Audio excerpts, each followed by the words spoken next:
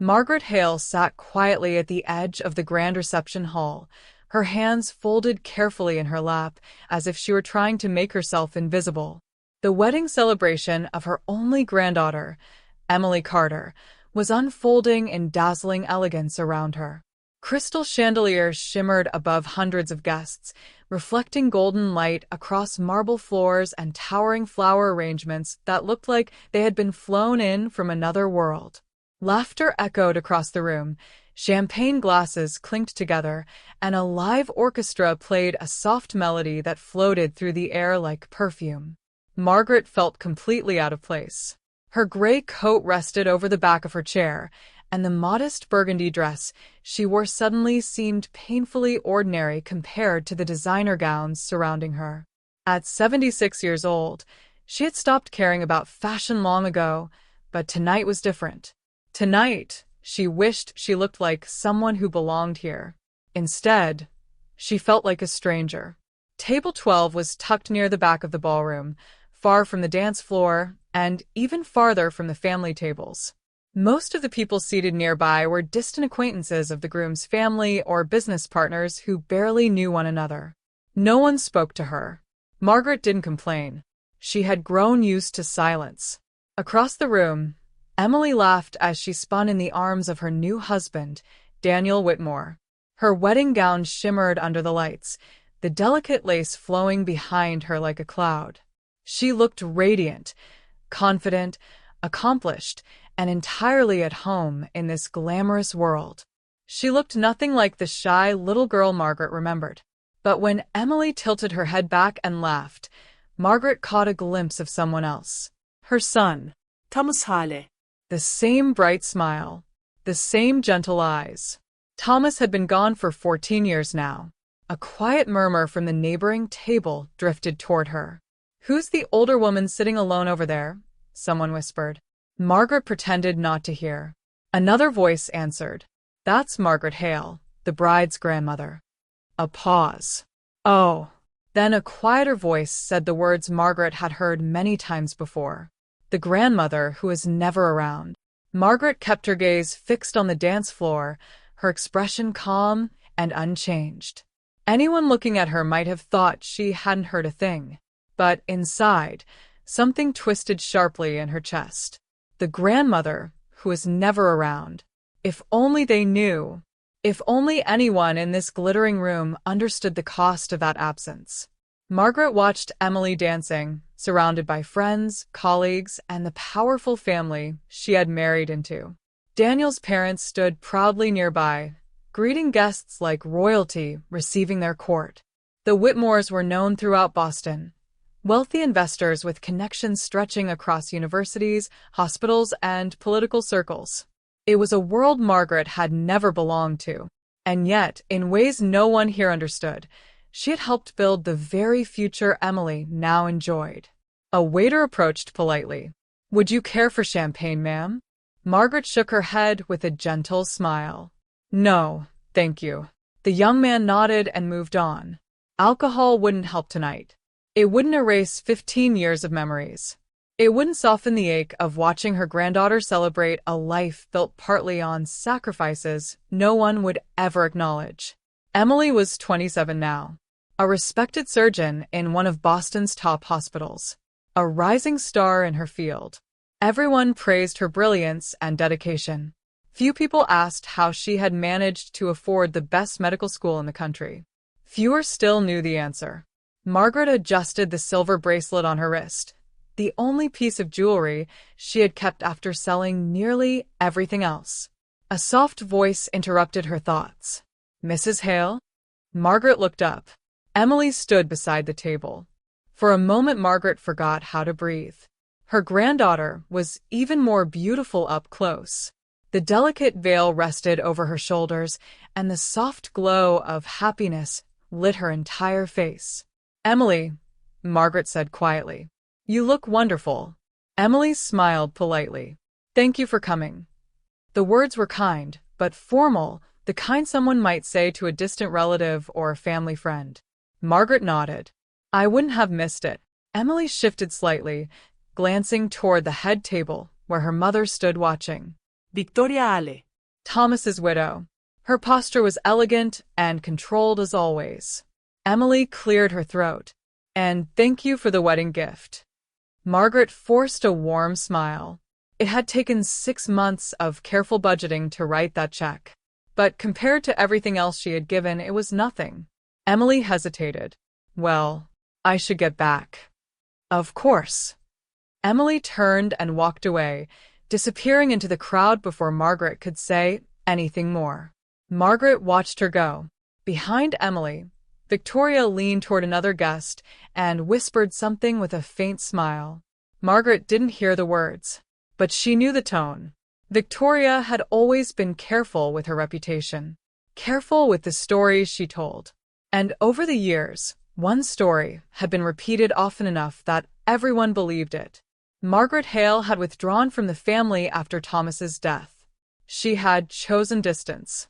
She had chosen her own life. She simply hadn't been around. Margaret clasped her hands together and stared at the white tablecloth. If anyone had bothered to look closely, they might have noticed the faint scars across her fingers, marks from decades of factory work, or the stiffness in her hands from arthritis that flared whenever the weather changed. But no one here was looking. No one noticed the woman sitting quietly at table 12. No one knew that 15 years earlier, shortly after Thomas's funeral, Victoria had stood in Margaret's small living room and made a proposal. It had been presented calmly, reasonably, like a business arrangement. Victoria planned to move to Boston with Emily. Her parents lived there and they had influence, connections that could help Emily attend the best schools. Margaret had been relieved at first. Emily deserved every opportunity. Margaret had promised to help in any way she could. Victoria had nodded thoughtfully. Yes, she had said. You can help financially. Margaret hadn't understood at first. Then Victoria explained the rest. Emily needed stability, a clean start, a life free from emotional complications. It would be easier if Margaret remained distant. Support could be given quietly, without involvement, without confusing Emily. Margaret had stared at her in disbelief. You want me to stay away? Victoria had smiled gently. I want what's best for Emily. Then she had said something Margaret would never forget.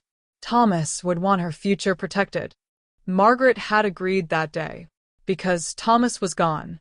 Because Emily was 8 years old. Because love sometimes means disappearing. Now, 15 years later, Margaret sat alone at table 12 while her granddaughter celebrated a life built partly on that silent promise. The orchestra began playing a slow song. Couples filled the dance floor. Margaret watched them through a blur of quiet memories. Eventually she stood, slipping on her coat. No one noticed her leaving. Not the guests. Not the Whitmores. Not even Emily. Margaret walked out of the grand ballroom and into the cold night air. Outside, the city lights glittered against the dark sky. She paused for a moment on the steps. Then she whispered softly to herself. She's happy. That's what matters. But as Margaret walked away from the celebration, one thought followed her through the quiet streets. For 15 years, she had kept a promise that had cost her nearly everything. And Emily still believed the same story everyone else did, that her grandmother had simply chosen not to be there. The morning after the wedding was quiet. Margaret Hale woke before sunrise, the same way she had for most of her life. The small apartment was still dark, and for a moment she lay in bed staring at the ceiling, listening to the distant hum of traffic somewhere outside the building. Her eyes felt swollen. She didn't need a mirror to know she had been crying. The digital clock beside her bed blinked 5:12 a.m. Old habits were stubborn things. Years of early shifts had trained her body to wake before dawn, even though she technically no longer needed to.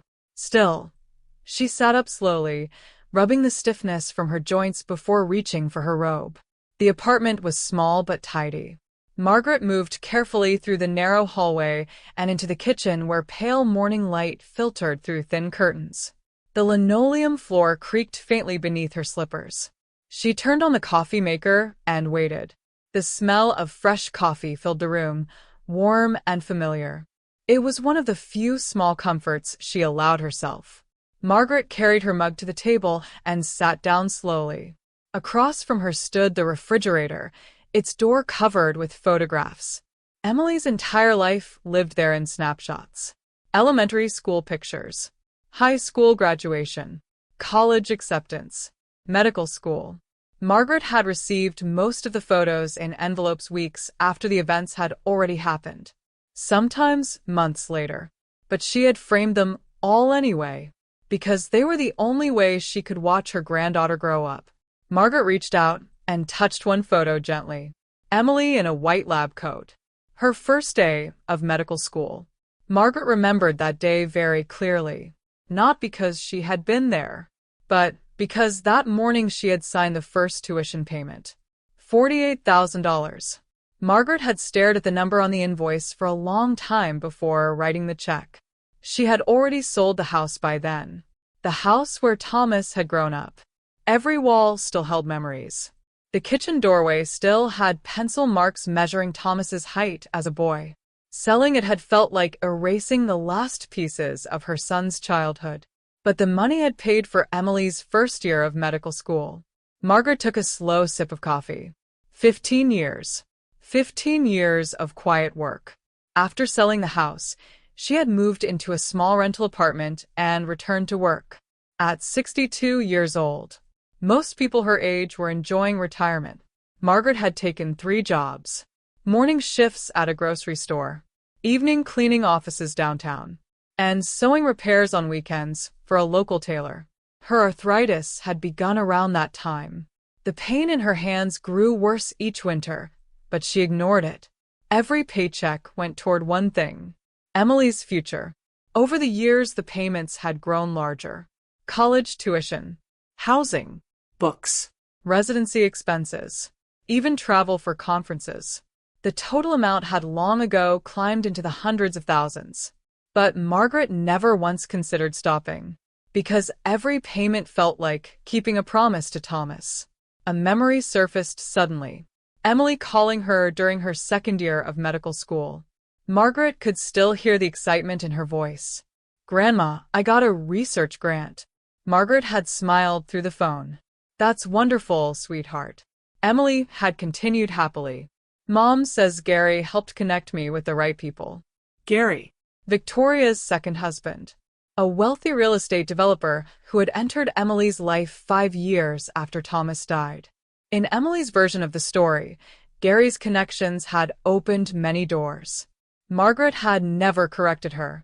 That had been part of the agreement. The silence. Margaret set down her coffee. Her hands trembled slightly as another memory surfaced. The day Victoria had laid out the conditions. It had been 2 weeks after Thomas's funeral. Victoria had arrived at Margaret's house wearing a perfectly pressed black dress, her voice calm and controlled despite the tragedy they had just endured. "We're moving to Boston," she had said. "My parents want us closer to them." Margaret had nodded slowly. Boston meant better schools, better opportunities. She understood that. "I'll visit often," Margaret had said gently. Emily shouldn't lose both parents. Victoria had paused before responding. That might be difficult. Margaret hadn't understood at first. But then Victoria explained. Emily needed stability, a clear direction.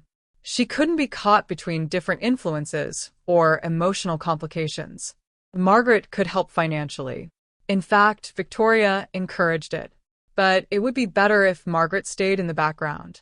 Emily should believe the support came from the family already raising her. Margaret had stared at her. "You want me to help, but not be involved?" Victoria's answer had been smooth. "It's what's best for Emily." Then she added the words that ended the argument. Thomas would want her future secured. Margaret closed her eyes now, remembering how helpless she had felt in that moment. She had been grieving. She had been afraid of losing Emily completely. So she agreed. At first, she believed the distance would be temporary. But the years passed. Visits became rare, then nearly non-existent. Every time Margaret tried to schedule something, there seemed to be a conflict. Emily had piano lessons. Emily had competitions. Emily had school events. Emily had already made plans. Eventually, the invitations stopped entirely. Instead, Margaret received occasional text messages, short phone calls on holidays, a birthday card once a year. And each year the story became clearer. Emily believed Margaret simply wasn't interested, that she had chosen distance, that she had moved on from the past. Margaret looked again at the wedding invitation, lying on the table. It had arrived just 2 weeks before the ceremony. A formal card. No personal note. Margaret had still traveled across the country to attend, because missing Emily's wedding would have been unthinkable, even if she sat at table 12. Even if people whispered about the absent grandmother. Margaret stood slowly and carried her empty mug to the sink. Her joints protested as she moved. Working 3 jobs well into her 70s had taken a toll on her body, but she had never regretted it. Not once. Because every sacrifice had been for Emily. Margaret wiped the kitchen counter and glanced once more at the photos on the refrigerator. Emily smiling in graduation robes. Emily holding her medical diploma. Emily in her lab coat. Each milestone had filled Margaret with pride, but also with quiet sadness, because she had always watched from a distance. The phone rang suddenly. Margaret froze. She rarely received calls this early. The sound echoed through the apartment. She walked slowly to the living room and picked up the phone. Her heart skipped when she saw the name on the screen. Emily. Margaret answered immediately. Emily, is everything all right? There was a pause on the other end. Then Emily spoke. Gran? Her voice sounded hesitant. Margaret felt a small flicker of hope. What's wrong? Margaret asked gently. Nothing's wrong, Emily said quickly. I just wanted to talk. Margaret sat down carefully. Of course. Another pause. I'm still in town for a few days, Emily said, before Daniel and I leave for our honeymoon. Margaret waited. I was wondering if you'd like to meet for coffee, Emily continued. There's something I wanted to ask you. Margaret's heart beat faster. Of course, she said again. Anytime. Great, Emily replied. There's a cafe near the hotel. Maybe in about half an hour? Margaret glanced down at her robe and slippers. That sounds perfect. They ended the call. Margaret sat still for a moment. Emily had never asked to meet like this before. Something about her voice had sounded uncertain. Curious. Margaret stood and walked toward the bedroom to change. For the first time in many years, she had the strange feeling that something in their story might be about to change. And somewhere deep inside her, a quiet thought surfaced. Maybe the silence she had kept for 15 years would not last forever. The cafe was busy that afternoon, filled with the low hum of conversation and the steady hiss of steaming milk behind the counter. It was the kind of place where people came to linger, students working on laptops, couples sharing desserts, business professionals checking emails between meetings. Large windows stretched along the front wall, letting in warm sunlight that reflected off polished wooden tables. Margaret Hale arrived early. She always did. She chose a small table near the window and folded her hands neatly in front of her while waiting. Her coat was draped carefully over the chair beside her, and she had ordered nothing yet. She didn't want Emily to arrive and feel as though she had been kept waiting. The door chimed softly each time someone entered. Margaret found herself glancing up at every sound. After about 15 minutes, the door opened again. Emily walked in.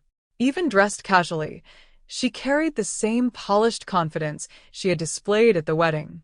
Her coat was tailored, her shoes elegant but practical, and the diamond ring on her finger caught the sunlight as she pushed a loose strand of hair behind her ear. Margaret stood immediately. Emily.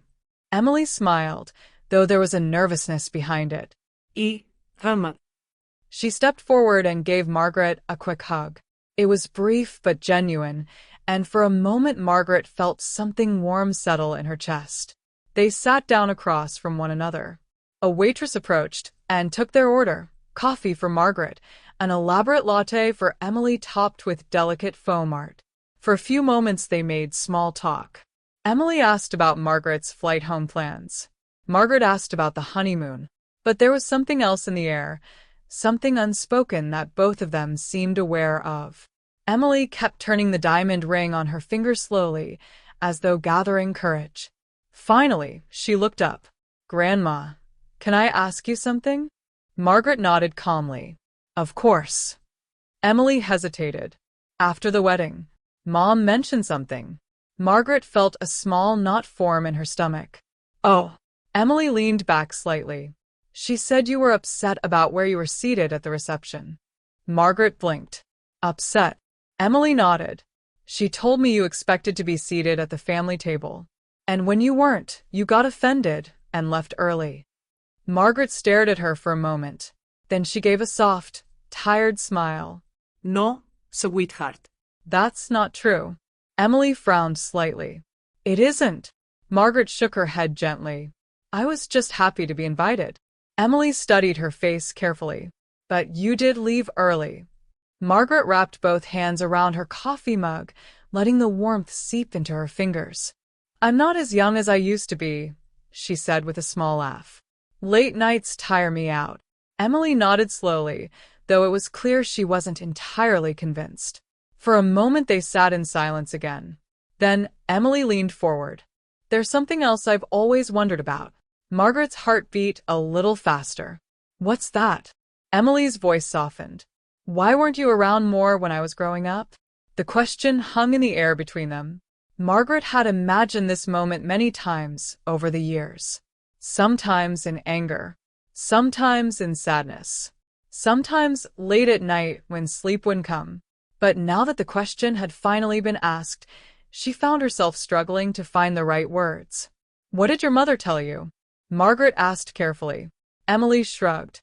"She said after Dad died, you needed distance." Margaret remained silent. Emily continued. "She said being around me reminded you too much of him, that it was painful." Margaret looked down at her coffee. Each word felt like a quiet blade twisting deeper. Emily's voice softened even more. "I believed that for a long time." Margaret raised her eyes again. Emily was watching her closely. "But lately," Emily said slowly, "I've been wondering if that's really the whole story." Margaret felt a wave of emotions rising inside her. Sadness, regret, and something else. Fear. Because if she told the truth now, it would change everything. Emily took a sip of her latte before speaking again. "You know, when I was little, I used to wait for you to visit." Margaret's chest tightened. "I remember asking Mom when Grandma Margaret would come see me." Margaret said nothing. She always had an explanation. Emily continued quietly. "You were busy. You were traveling. You had work." Emily gave a small, sad smile. "Eventually, I stopped asking." Margaret closed her eyes briefly. "I'm sorry," she whispered. Emily shook her head. "No." "I'm not blaming you." She leaned forward slightly. "I just want to understand." Margaret hesitated. Then she asked a question of her own. "Emily, who paid for your medical school?" Emily blinked, clearly caught off guard by the sudden change of topic. "Well, Mom and Gary mostly," she said. "And I had some scholarships." Margaret nodded slowly. "I see." Emily frowned slightly. "Why are you asking that?" Before Margaret could answer, Emily's phone buzzed on the table. She glanced down at the screen. "It's Daniel," she said. "He's wondering where I am." Margaret waved her hand gently. "You should go." Emily looked up again. "But you were about to say something." Margaret forced a warm smile. "It wasn't important." Emily hesitated. For a brief moment it seemed as though she might press further. But then she sighed and stood up. "All right. I guess we'll talk later." Margaret rose as well. Emily hugged her again, slightly longer this time. "I'm really glad you came to the wedding," Emily said softly. Margaret closed her eyes for a second. "So am I." Emily picked up her purse and walked toward the door. Just before leaving, she turned back. "I'll call you after the honeymoon," she promised. Margaret nodded. "I'll be here." Emily smiled and left the cafe. Margaret remained standing by the table for a long moment after the door closed behind her. Then slowly, She sat down again. The opportunity had been right there. The truth had almost come out. 15 years of silence could have ended with a few simple sentences. But Margaret had stopped herself. Because the truth wasn't simple. It carried consequences. It would force Emily to question everything she believed about her childhood, about her mother, about the sacrifices made for her. Margaret stared out the window at the busy street outside. Cars passed. People hurried along the sidewalks. Life moved forward as it always did. She whispered quietly to herself, "She's happy." And perhaps that was enough. But deep down, a quiet voice inside Margaret wondered if the truth had simply been delayed. Because once certain questions are asked, they rarely disappear forever. 3 months passed after the wedding. Life returned to its usual quiet rhythm for Margaret Hale. The days blended together in familiar routines. Early mornings, long walks to the neighborhood grocery store, afternoons spent sewing small clothing repairs for neighbors who still trusted her steady hands. Her arthritis had grown worse with the winter air, but Margaret rarely complained. Pain had long ago become a companion she simply learned to live with. Emily hadn't called. Not after the honeymoon. Margaret didn't blame her. Newly married couples had their own lives to build. Still, every time the phone rang, Margaret felt a small spark of hope before reminding herself not to expect too much. Then, one afternoon, while she was folding laundry in her apartment, the phone rang again. Margaret wiped her hands on a towel and walked toward the kitchen counter, where the phone rested. The name on the screen made her heart skip. Victoria. Thomas's widow had called Margaret exactly 12 times in the past 15 years. Every call had been about money. Margaret answered slowly. "Hello." Victoria's voice sounded tight. "Margaret." Something about the tone immediately made Margaret uneasy. "What happened?" she asked. A pause followed. "Emily is in the hospital." For a moment, Margaret forgot how to breathe. "What?" she whispered. "Is she all right?" "She collapsed at work," Victoria said. "The doctors think it's appendicitis. She's going into surgery." Margaret was already reaching for her coat. "Which hospital?" "Massachusetts General." Victoria exhaled sharply. "But Margaret, there's no need for you to come all the way here. I just thought you should know." Margaret stopped in the middle of the room. For 15 years, she had respected Victoria's boundaries. For 15 years, she had remained in the background. But this was different. "She's my granddaughter," Margaret said quietly. "She has Daniel and his family," Victoria replied. "She has me." Margaret grabbed her purse. "I'll be there tonight." Then she hung up before Victoria could argue. 6 hours later, Margaret walked through the glass doors of Massachusetts General Hospital. The building smelled of disinfectant and quiet urgency. Nurses moved quickly through the halls. Doctors discussed charts in low voices, and the steady beeping of machines echoed faintly from patient rooms. Margaret approached the reception desk. "I'm here for Emily Whitmore," she said. "My granddaughter." The receptionist glanced at the computer screen. "Family only." Margaret hesitated. "I am family." Before the woman could respond, a voice called out behind her. "Mrs. Hale?" Margaret turned. Daniel Whitmore approached quickly, his suit jacket draped over one arm, his expression tired but relieved. "Daniel," Margaret said. "I didn't expect to see you here," he admitted. "But I'm glad you came." "How is she?" "She's out of surgery," he said. "It was her appendix. The doctors say she'll be fine." Relief washed over Margaret so strongly she had to steady herself. "Thank God." Daniel gestured down the hallway. "She's resting now. I can take you to her room." They walked together through the quiet corridor. "My parents are on their way from Connecticut," Daniel explained. Victoria stepped out to get coffee. Margaret nodded. They stopped outside a private hospital room. Daniel pushed the door open gently.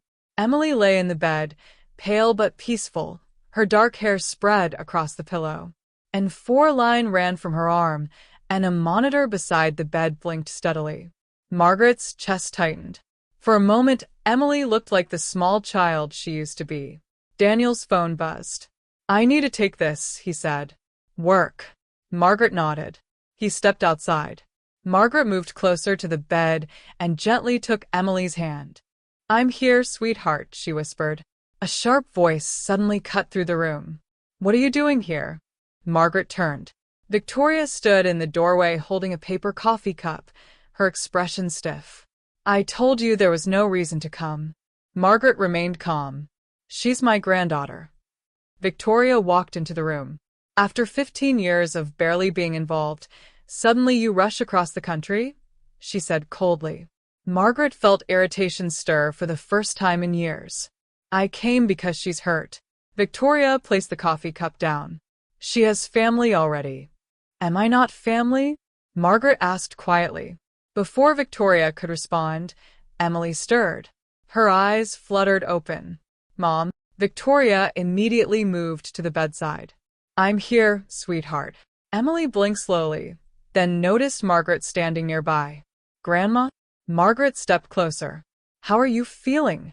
Like someone punched a hole in my stomach, Emily murmured weakly. Margaret smiled softly. I imagine that's exactly what it feels like.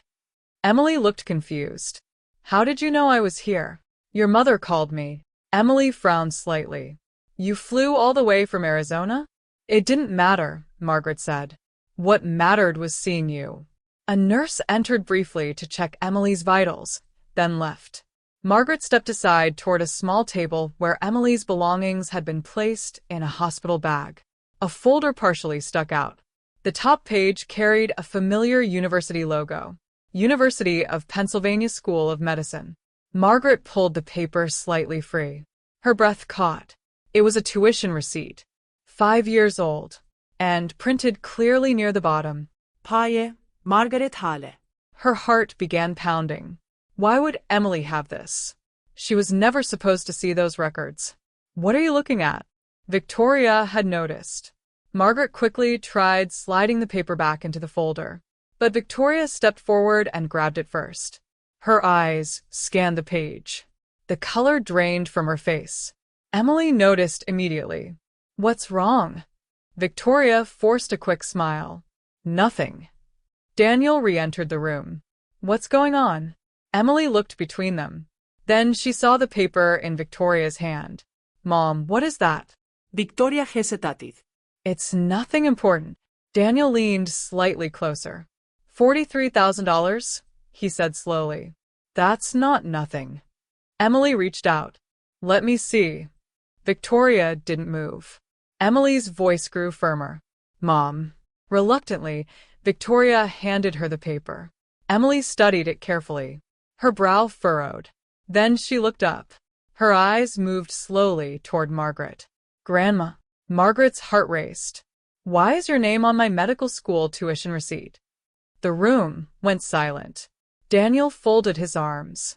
Victoria looked tense. Emily stared directly at Margaret. Grandma, she said quietly, did you pay for my medical school? 15 years of silence hung in the air. Margaret could feel Victoria's gaze burning into her.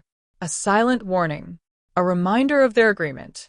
But the paper lay there in Emily's hands. Proof that could no longer be hidden. Margaret exhaled slowly. Yes, she said. Emily blinked. What? I paid for it. Daniel looked stunned. Victoria stepped forward quickly. This isn't the time for her. Emily raised her hand. No. Her voice was firm now. I want to hear this. She turned back to Margaret. You paid for my education? Margaret nodded gently. Yes. Emily's voice trembled. But Mom said. Margaret glanced briefly at Victoria, then back at Emily. Your mother and I had an arrangement. Daniel frowned. What kind of arrangement? Victoria stepped forward again. That's enough, Margaret. But Emily didn't look away. What arrangement? She asked. Margaret hesitated. For 15 years, she had kept her promise. But the truth had finally found its way into the room. And once spoken, it could never be taken back. The hospital room felt suddenly smaller. Emily sat upright in the bed despite the pain pulling at her stitches, the tuition receipt trembling slightly in her hands. The machines beside her beeped steadily, filling the silence that had fallen over the room. Margaret stood near the small table, her shoulders straight, but her hands clasped together tightly. Victoria remained near the foot of the bed, her expression tense, as though she were calculating how much of the situation she could still control. Daniel leaned against the wall with his arms folded, watching everyone carefully. Emily looked back and forth between them. "Grandma," she said again, her voice quieter now, "what arrangement?" Margaret drew a slow breath. For 15 years she had kept her promise. She had believed silence was the price of protecting Emily's life from conflict. But now the truth had already begun to surface. There was no way to push it back down. "After your father died," Margaret said gently, "your mother and I had a conversation about your future." Emily frowned slightly. "I don't remember that time very well." "You were 8, Margaret said softly. Victoria crossed her arms. "This isn't necessary right now."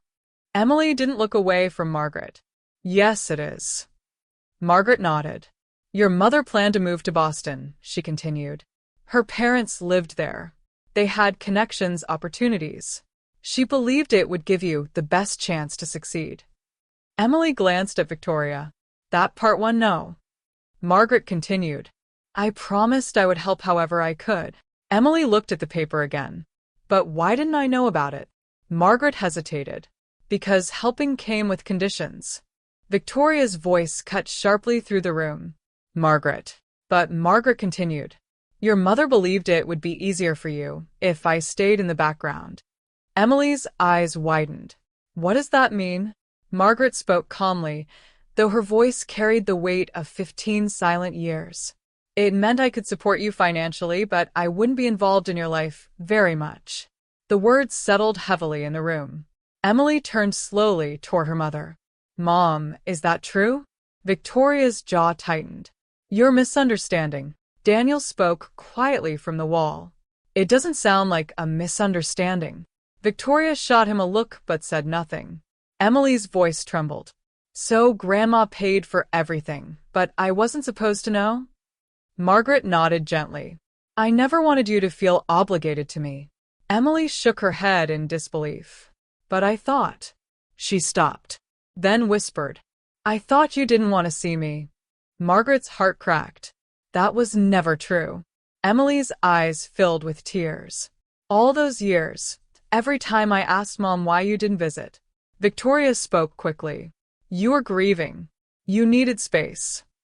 Margaret looked at her. "Victoria." Her voice was calm, but firm. "That isn't fair." Emily looked between them again. "What exactly happened?" Margaret hesitated only a moment before answering.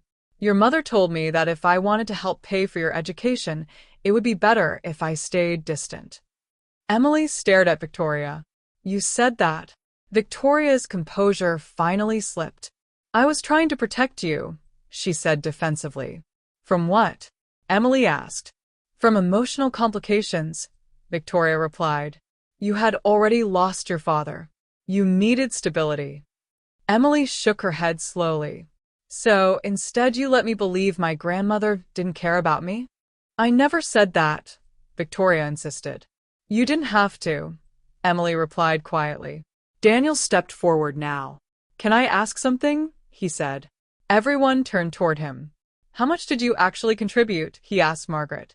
Margaret hesitated. "It doesn't matter." "It matters to me," Emily said. Margaret looked at her granddaughter's face.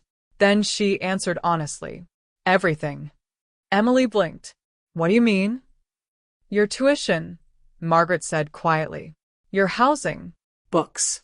"Living expenses." "All of it." Emily's face went pale. "That's hundreds of thousands of dollars."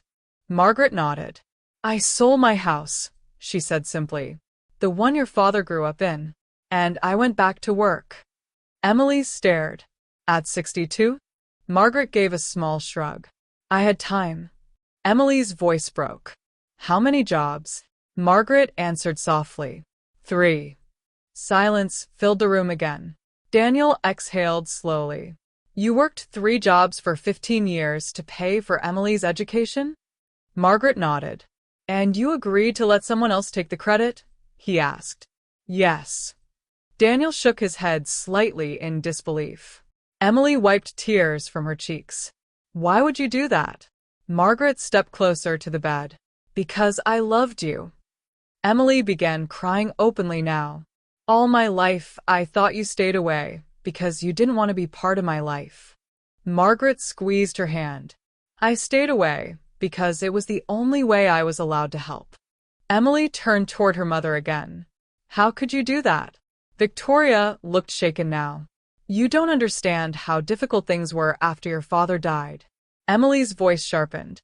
So you erased Grandma instead? I was trying to build a stable life for you, Victoria insisted. Emily shook her head. You built it on a lie.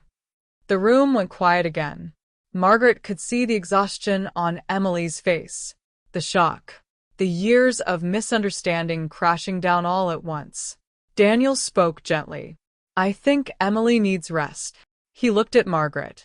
Maybe we should talk more tomorrow. Margaret nodded. She leaned forward and kissed Emily's forehead. I'll come back if you want me to. Emily grabbed her hand before she could step away. Ido. Her voice was firm despite the tears.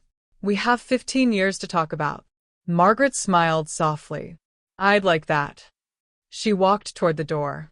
Victoria followed her into the hallway. For a moment, neither woman spoke. Then Victoria said quietly, You broke our agreement. Margaret turned toward her. I kept it for 15 years. Victoria looked away. You've turned her against me. Margaret shook her head. No. Her voice was calm. The truth did that. Victoria didn't answer. Margaret walked down the hospital corridor toward the elevator. For the first time in years, she felt something lift from her shoulders. The silence was over. The story that had defined her as the absent grandmother had finally begun to unravel. 1 year later, autumn leaves drifted through Central Park as Margaret sat on a wooden bench watching a stroller roll slowly toward her. Emily walked beside it. Daniel pushed the stroller carefully. Inside, a tiny baby girl giggled happily. Grandma, Emily called. Margaret smiled. Life had changed in ways she never imagined possible. After the hospital revelation, Emily had spent months learning the full truth about the years they had lost. Slowly, patiently, they rebuilt their relationship. Emily and Daniel had asked Margaret to move closer to them. Now she lived only 10 blocks away. And the baby in the stroller, little Charlotte, had known Margaret since the day she was born. Daniel stopped beside the bench. She's been asking for you all morning, he joked. Margaret lifted the baby into her arms. Well, hello there, she whispered. Charlotte giggled. Emily sat beside her. You know, Emily said softly, I used to believe the story everyone told about you. Margaret smiled gently. And now? Emily squeezed her hand. Now I know the truth. Margaret looked around the park. Families walked by. Children laughed. Leaves drifted through the golden sunlight. For years people had called her the grandmother, who wasn't there. But the truth had never been about absence. It had always been about love. And now, finally, she was exactly where she had always wanted to be. Present.